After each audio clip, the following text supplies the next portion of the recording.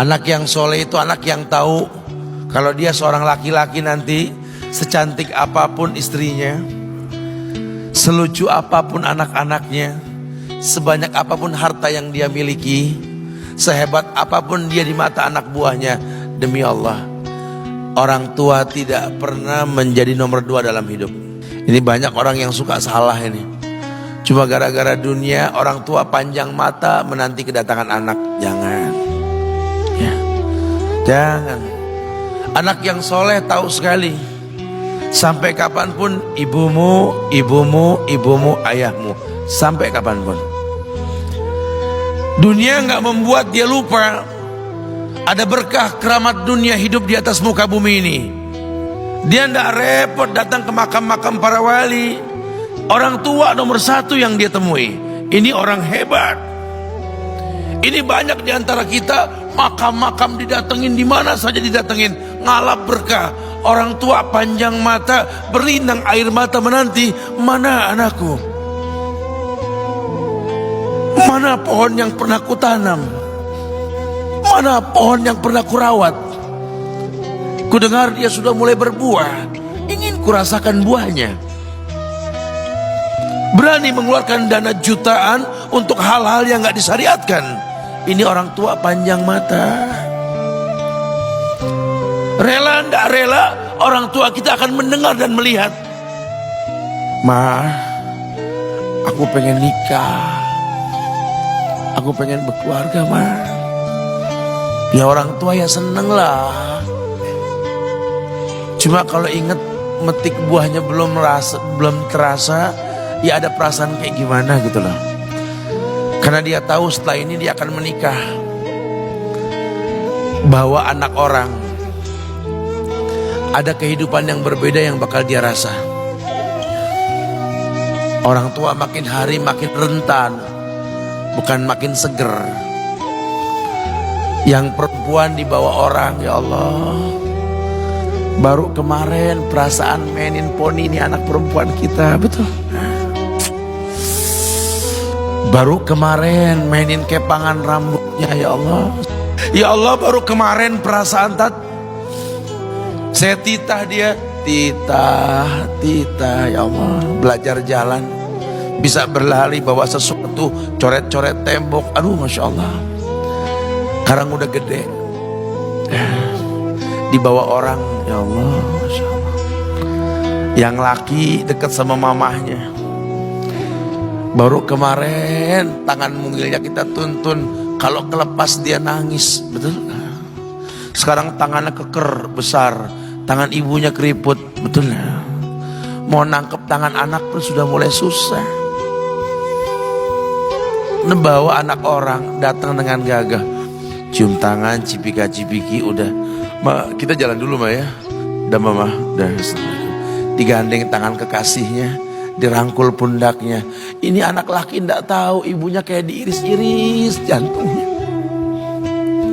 Dia lihat tangannya yang keriput, ya Allah. Udah berapa lama tangan ini nggak dibawa sama anak ini? Udah berapa lama tangan ini nggak digandeng sama anak saya? Kita merasa bangga akur merangkul istri kita, ibu kita ngelihat pundaknya. Udah berapa lama pundak ini gak dirangkul seperti itu, ya Allah. Dulu aku berdandan secantik-cantiknya, ku dandankan anaknya, ku bawa di hadapan kawan-kawanku bangga.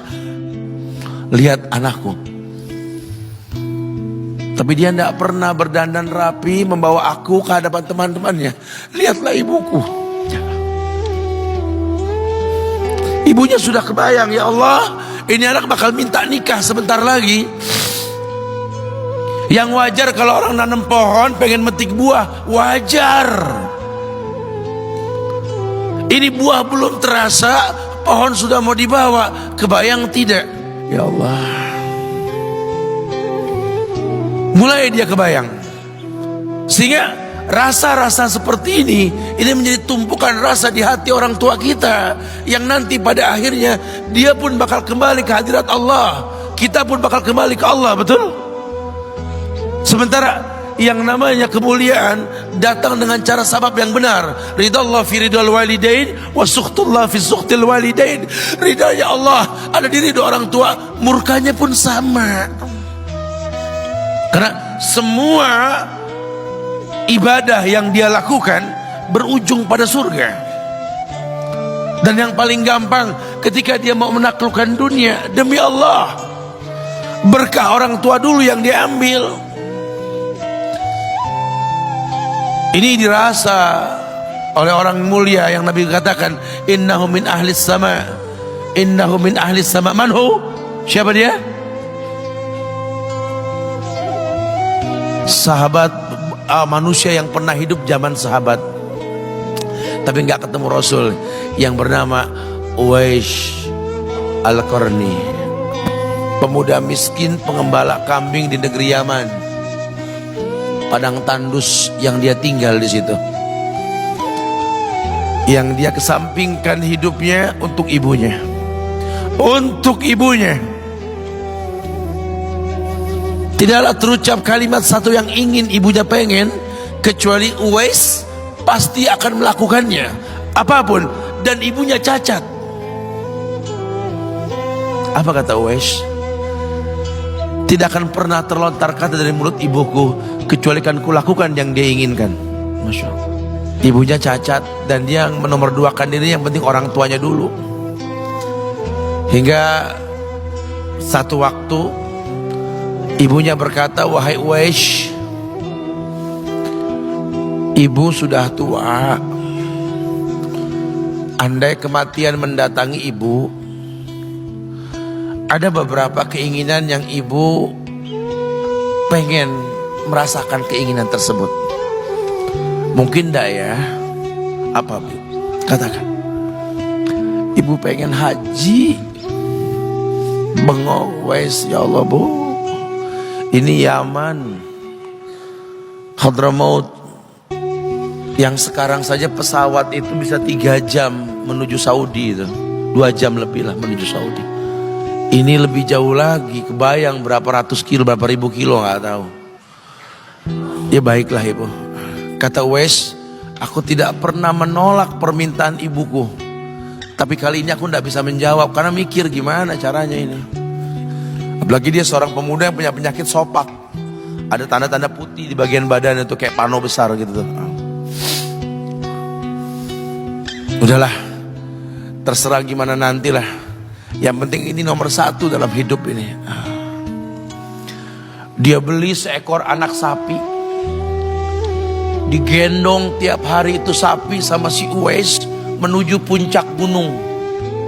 Turun lagi, gendong ke atas, turun lagi tiap hari. Sampai orang bilang, Uwais gila no. Orang sapi dipiara, dia digendong tiap hari naik gunung yang tinggi. Sampai nggak berasa, dikatakan 8 bulan dia lakukan itu.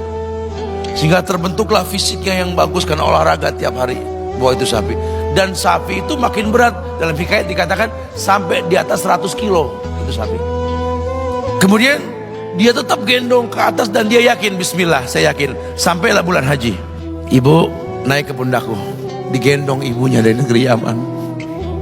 Subhanallah, gak ada yang gak mungkin. Lihat, dibawa ibunya ke Mekah, bertawaf di Ka'bah, dunia menyaksikan. Bahkan hikayat mengatakan dia sempat bertanya kepada sahabat Abdullah bin Umar, aku telah menggendong ibuku dari negeri Yaman menuju Mekah, bertawaf di Ka'bah ini, sudahkah aku membayar jasa ibuku? Apa kata sahabat Abdullah bin Umar? Bahkan satu hentakan napas pun ketika melahirkanmu belum terbayar. Bahkan satu hentakan napas pun ketika melahirkanmu belum terbayar.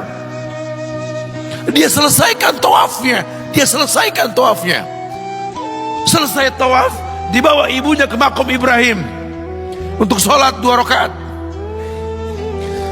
Selesai sholat, dia angkat tangan, dia berdoa kepada Allah, ya Allah, ampunkanlah ibuku ya Allah. Ampunkan ibuku ya Allah. Masukkanlah dia ke sorgamu ya Allah. Masukkan dia ke sorgamu ya Allah. Ibunya berbisik, Uwais, sudahlah, mintalah pada Tuhanmu ampunan untuk dirimu dan sorga untukmu. Wallahi wahai ibu, Allah ampun